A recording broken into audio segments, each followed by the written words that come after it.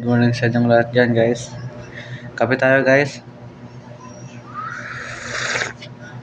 Ayan guys. Nagising lang natin. Oras na. Late na tayo nagising guys. Kasi hindi tayo nakatulog ng maayos kagabi.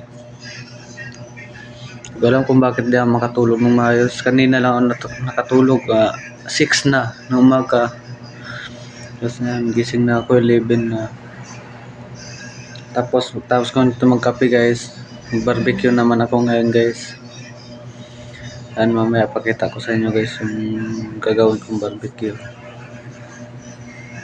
Ito naman yung gagawin guys.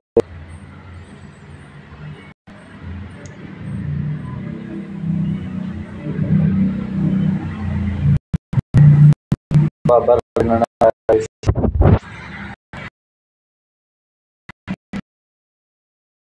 Na-prepare na natin yung ating paninda guys, no? Kanina nga, no? Pinakita ko na, hindi ko na rin pinakita sa inyo guys na paano ko gawin. Basta yan, na-prepare ko na.